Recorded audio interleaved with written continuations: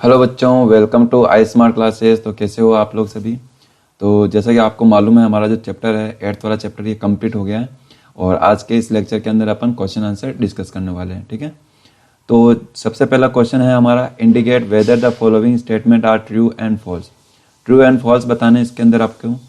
तो first question है, unicellular organisms have one celled body. ये कह रहा है कि जो यूनिसेलुलर ऑर्गेनिज्म होते हैं क्या उनमें वन सेल बॉडी होती है क्या।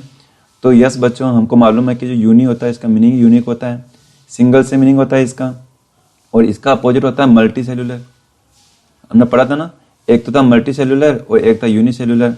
तो जो ये मल्टी सेलुलर होता है उसमें कई सारे होते हैं और यूनिसेलुलर में सिंगल होता है सेल। तो इट मीन्स ये आपका ट्रू है। सेकेंड है, मसल सेल्स आर ब्रांच्ड।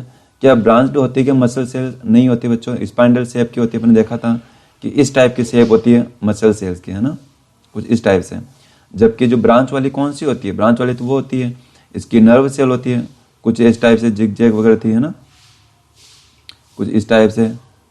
याद है आपको, ऐसे ऐसे थी ना, वो ब्रांच सेल थी, वो थी नर्व सेल थी। बट मसल सेल्स स्पाइंडल होती है। इट मीन्स ये फॉल्स हो गया आपके। ठीक है, तो फॉल्स करेक्ट आंसर है। The basic living unit of an organism is an organ. तो किसी भी लिविंग ऑर्गेनिज्म की जो बेसिक यूनिट होती है क्या वो ऑर्गन होता है क्या? नहीं बच्चों, हमको मालूम है कि ऑर्गन भी मिलकर बनता है किसी से, तो वो मिलकर बनता है टिश्यू से, और टिश्यू किससे मिलकर बनते हैं? सेल से। तो यहाँ पे सेल अगर यहाँ पे होता तो आंसर सही होता, बट ऑर्गन है, इट मीन्स ये रॉन्ग आंसर। तो ये क्या होगा? फॉल्स होगा। ठीक है, amoeba has irregular shape. Yes बच्चों, हमको मालूम है अमीबा इरेगुलर शेप होती है ना, इरेगुलर शेप होती है, ऐसा कुछ शेप होती है इसकी, डिस्कस किया था अपन ने। अब इसके बाद में बच्चों नेक्स्ट क्वेश्चन है, make a sketch of human nerve cell, what function do nerve cell perform. आपको बताना है कि नर्व सेल का डायग्राम बनाना है आपको, और साथ ही साथ आपको ये भी बताना कि नर्व सेल होती है वो क्या काम करती है, क्या परफॉर्मेंस करती है। तो ये इसका डायग्राम रहा बच्चों, तो आप ये डायग्राम ड्रॉ कर लेना। आप चाहो तो अपनी बुक में, अगर आपको इजी लगता है बुक वाला बना सकते हो, कहीं नेट से डाउनलोड करके कोई और इजी लगता है तो वो बना सकते हो। आपको बस नर्व सेल का बनाना है, बस इस चीज़ का ध्यान रखना होगा। नर्व सेल होना चाहिए, वो भी ह्यूमन का होना चाहिए। ठीक है, आप कहीं से भी डायग्राम बना सकते हो, पर अच्छा सा बनाना है ना। द नर्व सेल रिसीव, अगर आपने पहले ही बना रखा हो तो वापस बनाने की जरूरत नहीं है आपको। ठीक है, द नर्व सेल रिसीव्स, अच्छा इसके फंक्शन क्या होता है, काम क्या होता है। हमको मालूम है कि जो नर्व सेल होता है वो जो इंफॉर्मेशन होती है उसको पहुंचाने का काम करता है, उसको इंफॉर्मेशन रिसीव करता है और ट्रांसफर करता है मैसेज को, और पूरी बॉडी को कंट्रोल करने में हेल्प करता है। हमको मालूम है कि जैसे कि अगर कोई भी पर्सन है बच्चों, जैसे कि कोई पर्सन है कि अगर ये कुछ भी मतलब कि कुछ देखता करता है या फिर कहीं पे चल रहा है, आगे अगर खड्डा वगैरह जाए तो इसको रोकना होता है, अपने आप को रोकना होगा। अब ये थोड़ी ना खड्डे के अंदर ये गिर जाएगा जाके। जब आप भी चल रहे होते हैं रोड पे, अगर सामने खड्डा आ जाता है आप क्या करते हो? वहां से उसको जंप करते हो, उसमें कूद थोड़ी ना जाते हो, आप नहीं कूदते हैं ना। तो ये जो कूद रहे होते हैं आप, ये आपको पता कैसे चलता है? पहले आप आइज के थ्रू इसके गड्ढे को देखते हो, आप यहाँ से इंफॉर्मेशन सिग्नल को रिसीव करते हो, फिर आइज के थ्रू आपके जो सिग्नल आपको ब्रेन तक पहुँचते हैं, फिर ब्रेन सोचता है और बताता है कि भाई आपको यहाँ पर कूदना है या नहीं कूदना है, क्या करना है, जंप करना है या नहीं करना है। तो फिर आपका ब्रेन सिग्नल देता है कि हाँ यस आपको जंप करना है, अदरवाइज आपको चोट आ सकती है आपको। तो ऐसे में क्या करते हो, फिर आप वो जो सिग्नल होते हैं वो पहुंचते हैं आपकी बॉडी से होते हुए आपके फुट तक, आपके लेग तक पहुंचते हैं, और फिर आपका लेग हेल्प करता है आपको जंप करने में। तो ये पूरा जो वर्किंग होती है बच्चों, ये नर्व सेल के थ्रू होती है। नर्व सेल होता है जो सिग्नल आपके आइज से लेकर आपके ब्रेन तक, और ब्रेन से फिर आपके लेग तक पहुंचाने में हेल्प करता है। ठीक है, ये आपको फंक्शन समझ में आ गया। इसके बाद में देखो बच्चों नेक्स्ट क्वेश्चन देखते हैं, क्वेश्चन नंबर 3, जिसके अंदर आपको बताना है right short notes on following. आपको शॉर्ट नोट्स लिखने हैं, और इसके अंदर सबसे पहला है आपके साइटोप्लाज्म। तो साइटोप्लाज्म में क्या होता है बच्चों? हमको मालूम है कि जो सेल होता है, सेल के अंदर क्या क्या होता है? सेल होती है, सेल में जो आउटर लेयर होती है उसको मेम्ब्रेन बोलते हैं, सेल मेम्ब्रेन। और उसके बीच में क्या होता है? न्यूक्लियस होता है। और इसके चारों ओर जो जेली लाइफ जो लिक्विड होता है, फ्लूइड होता है, उसी को तो बोला जाता है साइटोप्लाज्म। तो वो साइटोप्लाज्म होगा। और इसी साइटोप्लाज्म के अगर और ऑर्गेनल यहाँ पर प्रेजेंट होते हैं, और ऑर्गेनल जैसे जैसे कि माइटोकॉन्ड्रिया हो गया, आपके वैक्यूल वगैरह हो गए, आपके और प्लास्टिड्स वगैरह हो गए, वो सारे किस में प्रेजेंट होते हैं? साइटोप्लाज्म में प्रेजेंट होते हैं। तो इसका आंसर देख लो आप, the cytoplasm is fluid that contains all the organelles. सारे ऑर्गेनल्स प्रेजेंट होते हैं इसके अंदर, फ्लूइड होता है ये। और इसके अलावा ये कहाँ पर प्रेजेंट होता है? ये न्यूक्लियस और प्लाज्मा मेम्ब्रेन के बीच में प्रेजेंट होता है। ध्यान रखना बच्चों, प्लाज्मा मेम्ब्रेन को ही अपन सेल मेम्ब्रेन कहते हैं। ठीक है, दोनों बात एक ही है, कंफ्यूज मत होना। सेल मेम्ब्रेन और प्लाज्मा मेम्ब्रेन दोनों एक ही है। ये आउटर लेयर इसको बोलते हैं अपन। ये क्या काम करता है, और जो भी मटेरियल होता है उसको एक्सचेंज करने में हेल्प करता है ऑर्गेनेल्स के थ्रू, ठीक है। तो इस समय, और ये बना किसका होता है बच्चों, ये जो साइटोप्लाज्म होता है किसका बना होता है, इसके अंदर है ना 80% इसके अंदर क्या होता है, वाटर होता है। तो इस बात का आपको ध्यान रखना है। और यूजुअली ये क्या होता है, क्लियर होता है, कलरलेस होता है, कोई कलर नहीं होता है इसका। तो फिर अपन कैसे मालूम चलेगा, फिर अपन देख कैसे पाएंगे, तो इसके लिए अपन कलर यूज करते हैं बच्चों। इसलिए तो ये डाइज वगैरह यूज की जाती है, स्टेंस वगैरह यूज की जाती है, डिफरेंट कलर की, ठीक है। आयोडीन सॉल्यूशन लिया जाता है, या फिर आपको सेफ्रिन सॉल्यूशन, कई डिफरेंट सॉल्यूशन लिए जाते हैं, उसके ऊपर डाला जाता है, डाइज वगैरह कलर यूज करते हैं, ताकि अपन को सेल की अच्छे से इमेज हमको शो हो सके और अपन समझ सकें। इसके बाद में नेक्स्ट क्वेश्चन बचा आपको बताना न्यूक्लियस ऑफ सेल। न्यूक्लियस के बारे में बताना, न्यूक्लियस क्या होता है। Nucleus is separated from the cytoplasm by a membrane called nuclear membrane. हमको मालूम है कि जो सेल होता है, सेल के ऊपर तो क्या होती है, सेल मेम्ब्रेन होती है, बीच में साइटोप्लाज्म हो गया, है ना, उसके अंदर क्या होता है, न्यूक्लियस होता है। अब ये जो न्यूक्लियस होता है बच्चों, ये जो न्यूक्लियस है, ये वाला न्यूक्लियस, ये साइटोप्लाज्म से अलग कैसे होता है, इसको सेपरेट करने का जो काम करती है, यहाँ पे देखो, यहाँ पे ये मेम्ब्रेन होती है, यहाँ पे, जिसको अपन क्या बोलते हैं, न्यूक्लियर मेम्ब्रेन। ये वर्क करती है साइटोप्लाज्म से न्यूक्लियस को सेपरेट करने में। और न्यूक्लियस का क्या रोल रहता है बच्चों, एक तो ये क्या करता है कि ये कंट्रोल करने का काम करता है ना, पूरी जो सेल की जो एक्टिविटी होती है वो कंट्रोल होती है पूरे न्यूक्लियस से होती है, ठीक है। जो न्यू न्यूक्लियस और बनते हैं ना, तो यहीं से स्टार्ट, मतलब न्यू जो सेल बनते हैं ये न्यूक्लियस से बनना स्टार्ट होते हैं वो। इसके बाद में नेक्स्ट क्वेश्चन बच्चों, which part of the cell और कंटेन्स ऑर्गेनेल्स। आपको बताना है कि सेल का वो कौन सा पार्ट है जिसके अंदर सारे ऑर्गेनेल्स प्रेजेंट होते हैं। ऑर्गेनेल्स किसको बोलते हैं बच्चों, मालूम है आपको। ऑर्गेनेल्स देखो यहाँ पे देखो इमेज, जैसे ये एनिमल सेल, तो एनिमल सेल के अंदर जो साइटोप्लाज्म के अंदर जो भी प्रेजेंट होते हैं ना सब्सटेंस, चाहे ये वैक्यूल वगैरह हो गए, ये जितने भी सब्सटेंस आपको दिखाई दे रही है वाले, ये सारे क्या होते हैं, सेल ऑर्गेनेल होते हैं। तो ये सेल ऑर्गेनेल्स किसके अंदर प्रेजेंट है, क्या ये न्यूक्लियस में प्रेजेंट है, कहाँ पे प्रेजेंट है, ये प्रेजेंट है बच्चों साइटोप्लाज्म के अंदर। साइटोप्लाज्म में तो प्रेजेंट है, तो इसका आंसर हो जाएगा साइटोप्लाज्म। इसके बाद में फिफ्थ क्वेश्चन है बच्चों, make sketch of animal and plant cell, state 3 differences between them. आपको प्लांट सेल और एनिमल सेल का आपको स्केच बनाना, डायग्राम बनाना। तो ये रहा बच्चों डायग्राम आपका। आप चाहो तो आपकी बुक से भी बना सकते हो, अगर आपकी बुक में आपको इजी लगता है। बस वो प्लांट सेल और एनिमल सेल का डायग्राम होना चाहिए। आप चाहो तो इंटरनेट का सोर्स ले सकते हो, नेट से कहीं डाउनलोड कर सकते हो, या किसी और बुक में अगर आपको इजी लग रहा हो ना तो वहाँ से भी आप बना सकते हो। और अगर ये वाला इजी लगता है तो आप ये भी बना सकते हो आप, ठीक है। और मैंने जो वीडियो बनाई, मैंने जो 3 लेक्चर अपन ने डिस्कस किए थे, अगर उसमें से अगर आपको बनाना है तो उनमें से देख के भी कोई अगर आपको अच्छा लगता है तो वो भी आप बना सकते हो। अगर आपने पहले ही बना लिया तो वापस आपको बनाने की जरूरत नहीं, आपको बस एक बार बनाना है, वो भी नीट एंड क्लीन बनाना, बहुत अच्छा सा बनाना आपको, ठीक है।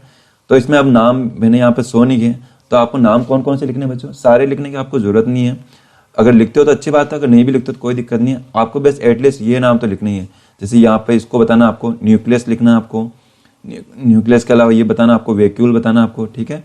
वैक्यूल के अलावा ये बताना माइटोकॉन्ड्रिया बता देना। और ये लिक्विड वाला जेली लाइक पोर्शन, इसको क्या बोलेंगे अपन, साइटोप्लाज्म। ये वाला और बता देना। आपको कुछ नाम लिखना है, एक ये लिख देना सेल मेम्ब्रेन, ठीक है, सेल मेम्ब्रेन लिख देना।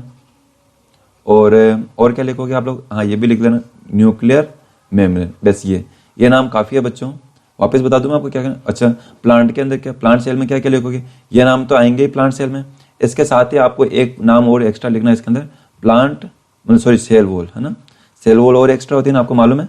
अच्छा, एक चीज़ और एक्स्ट्रा होती है प्लांट में, ये वाला प्लास्टिड्स, है ना, ये वाली चीज़ें, इनको प्लास्टिड्स बोलते हैं अपन, ठीक है। ये 2 चीज़ें एक्स्ट्रा होती है, तो ये आपको ध्यान रखना। तो कौन कौन से नाम लिखोगे आप बच्चों, एक तो लिख देना आप लोग न्यूक्लियस, ठीक है, 1 तो लिखोगे न्यूक्लियस, और सेकंड लिख दोगे आप न्यूक्लियर मेम्ब्रेन, इसके बाहर होती है। थर्ड आप लिख दोगे साइटोप्लाज्म, और फोर्थ लिख दोगे बच्चों ये वैक्यूल, और फिफ्थ क्या लिख दोगे, सेल मेम्ब्रेन। ये 5 नेम इनफ है आपके लिए। एक ये लिख देना माइटोकॉन्ड्रिया और लिख देना 6 लिखो तो ठीक, नहीं लिखो तो कोई दिक्कत नहीं इसको तो। और प्लांट सेल में आपको ये 5 नाम तो लिखना ही है। जैसे यहाँ पर रहा ये वैक्यूल रहा, और ये प्लास्टिड रहा, और ये रहा आपका न्यूक्लियस, और ये न्यूक्लियस की मेम्ब्रेन हो गई बाहर, ये देखो ये चारों है ना, ये न्यूक्लियस मेम्ब्रेन होगी। और ये अंदर वाली जो ये लेयर होती है इसको क्या बोलते हैं अपन, सेल मेम्ब्रेन। ये वाली है ना, ये वाली, ये दिख रही है आपको, इसको सेल मेम्ब्रेन बोला जाता है अंदर वाली को। और ये जो बाहर वाली दिखाई दे रही है आपको, ये बाहर वाली, इसको क्या बोला जाएगा, सेल वॉल। तो ये नाम आपको और लिखने हैं, आपको कर लोगे आप लोग। चलिए आगे देखते हैं। अच्छा बच्चों, इसमें डिफरेंस भी बताने हैं, चलो डिफरेंस अपन डिस्कस करते हैं। तो यहाँ पे देखो मैंने एक टेबल बना रखी है, यहाँ पे ये नीचे नीचे देखो आप लोग।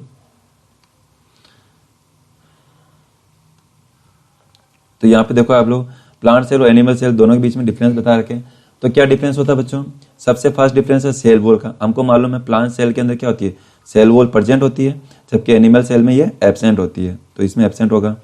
और वैक्यूल आर लार्ज, हमको मालूम है जो प्लांट सेल होते हैं उसमें देखो वैक्यूल देखो साइज देखो कितना बड़ा है यहाँ पे, जबकि एनिमल सेल की बात की जाए तो यहाँ पे स्मॉल होता है, देखो ये रहा स्मॉल है ना यहाँ पे। और इसके अलावा प्लास्टिड्स, हमको मालूम है प्लांट सेल के अंदर प्लास्टिड प्रेजेंट होते हैं, तो प्लास्टिड्स कुड बी सीन, आप लिख सकते हो प्लास्टिड्स आर प्रेजेंट भी ले सकते हो, और ये भी ले सकते हो प्लास्टिड कुड बी सीन।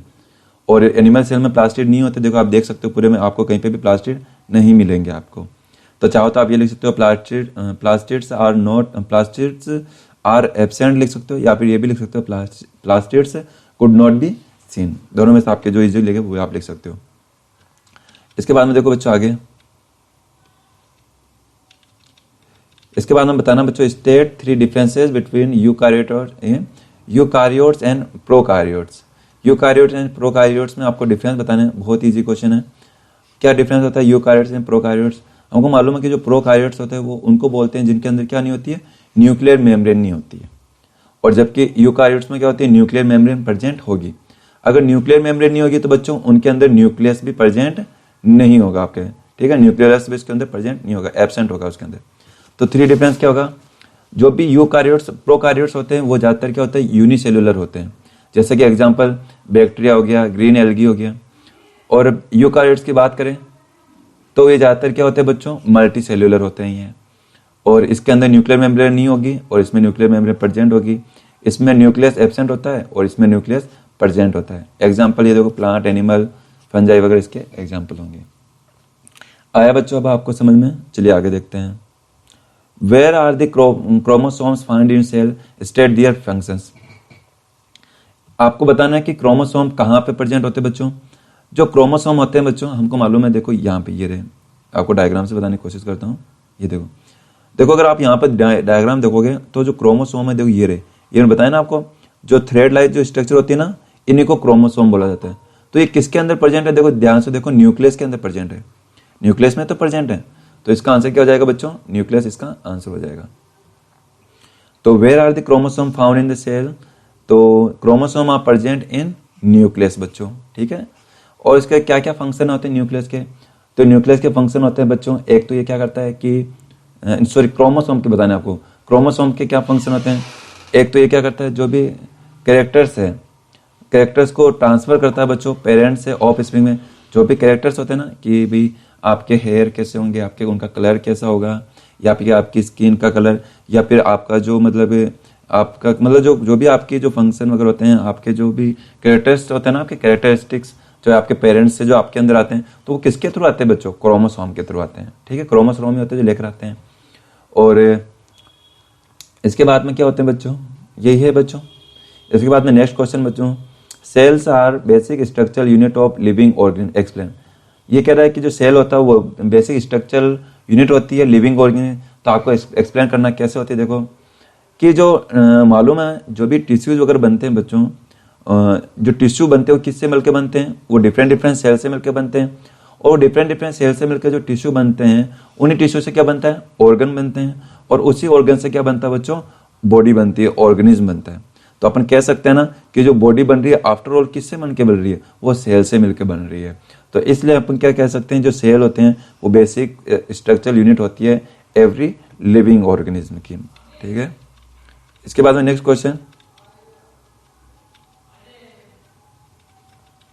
इसके बाद बच्चों 9th क्वेश्चन देखो, explain why chloroplast are found only in plant. देखो जो क्लोरोप्लास्ट होता है वो सिर्फ किस में प्रेजेंट होता है बच्चों, प्लांट सेल में प्रेजेंट होता है, एनिमल सेल में प्रेजेंट नहीं होता है। बच्चों बता सकते हो आप ऐसा क्यों होता है कि उसी में क्यों प्रेजेंट होता है प्लांट सेल में, इसी में एनिमल सेल में क्यों नहीं होता है। जैसे यहाँ पर देख सकते हो आप लोग, ये डायग्राम देखो, जो प्लास्टिड्स होते हैं ये तो होते हैं जो ग्रीन कलर के जो होते हैं, उनको अपन क्या, जो ग्रीन प्लास्टिड होते हैं उनको क्लोरोप्लास्ट बोलते हैं अपन। तो ये जो क्लोरोप्लास्ट है बच्चों, ये इसी में प्लांट सेल में है, देखो एनिमल सेल में आपको कहीं पे भी नहीं मिलेंगे। तो ऐसा क्या है जो इसी में प्रेजेंट होते हैं? तो वो बच्चों इसके पीछे रीजन है कि हमको मालूम है कि जो फूड प्रिपेयरिंग जो प्रोसेस होती है, फूड प्रिपेयरिंग प्रोसेस, जिसको आप क्या बोलते हो, फूड प्रिपेयरिंग प्रोसेस को, उसको बोला जाता है फोटोसिंथेसिस। तो फोटोसिंथेसिस प्रोसेस क्या हमारे अंदर होती है? क्या ह्यूमन के अंदर होती है? क्या एनिमल में होती है? नहीं होती है, ये सिर्फ प्लांट में होती है बच्चों। तो क्योंकि प्लांट के अंदर फोटोसिंथेसिस होती है, वो प्लांट ही होते हैं जो फूड प्रिपेयर कर पाते हैं, और उसी के लिए क्या जरूरत होती है? हमको क्लोरोप्लास्ट की जरूरत होती है। तो ऐसे में यही इसका रीजन होता है कि chloroplast are plastid required for the food making process called photosynthesis. तो इसलिए वहां पे प्रेजेंट होते हैं प्लांट सेल के अंदर। अब इसके बाद में बच्चों आपको complete the crossword with the help of clues given below. आपको क्लूज दे रखे, कुछ हिंट दे रखे हैं, इनकी हेल्प से आपको क्या करना है? ये इसको फिल करना है आपको, ये वाला है ना क्रॉसवर्ड, इनको फिल करना है। तो कैसे फिल करेंगे मैंने आपको समझाया। देखो जो भी क्रॉसवर्ड है, ये देखो जो भी क्रॉसवर्ड है ना, इनको अपन कैसे फिल करना है? इस टाइप से फिल करना है, हॉरिजॉन्टल ऐसे, इस टाइप से आप फिल करोगे, है ना, ऐसे फिल करना आपको। और जो डाउन वाले होंगे उनको ऐसे फिल करना है। जैसे कि मैं एक दो नाम आपको फिल करके बता देता हूँ, बाकी आपको करना है, ठीक है। कोशिश देखते हैं, देखो कौन करके बताता है आपको। जो भी करेगा उसके नेक्स्ट वीडियो में उसका नाम जरूर अनाउंस करूंगा बच्चों, ठीक है। तो करके बताना, जो भी करेगा करके, जो करके सेंड करेगा उसका सबका नाम मैं अनाउंस करूंगा। तो जैसे कि कौन सा बताएं? This is necessary for the, पहला अपन को बढ़ना है, एक्रॉस बढ़ना है, अपन को एक्रॉस फिल करना है। क्या फिल करना है? This is necessary for photosynthesis. बताओ फोटोसिंथेसिस के लिए क्या नेसेसरी है? अभी अभी जस्ट मैंने आंसर किया है इसका ना, फोटोसिंथेसिस के लिए।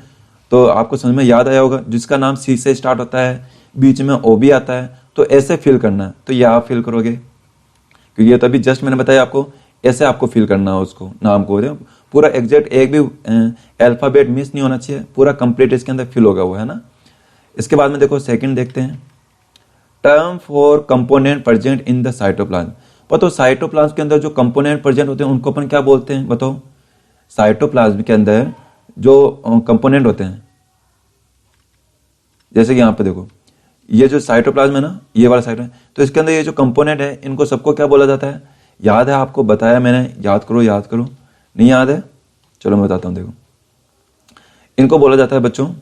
अच्छा हिंट दूं मैं आपको, तो देखो थर्ड नंबर पे आ रहा है ये, तो देखो थर्ड नंबर पे पढ़ना आपको ना, जहां पे थर्ड नंबर है ना वहां पे पढ़ना, वो भी एक्रॉस फिल करना है। तो ऐसा नाम बताना आपको जो साइटोप्लाज्म के अंदर जो कंपोनेंट होते हैं ना, उनके लिए यूज कर सकते हैं। तो थर्ड नंबर पे ये रहा यहाँ पे, और वो बच्चों ओ से स्टार्ट हो, देखो आपको हिंट भी दे रखा है, ओ से स्टार्ट होगा। तो हमको मालूम है कि ओ से स्टार्ट होने वाला वो कौन सा वर्ड है बच्चों? ऑर्गेनिल। याद है आपको ऑर्गेनिल, है ना, ऑर्गेनिल वाला, ऑर्गेनिल, ऑर्गेनिल है ना, ऑर्गेनिल्स। इसकी स्पेलिंग, एक मिनट देखो, स्पेलिंग इसकी गलत हो रही है। ऑर्गेनिल की स्पेलिंग क्या होगी बच्चों? ओ आर, सॉरी यहां पर गलत लिख दिया अपन, तो ओ आर ए आएगा बच्चों यहां पे, है ना, ओ आर ए जी। एक मिनट है, यहां पे लिखते हैं अपन,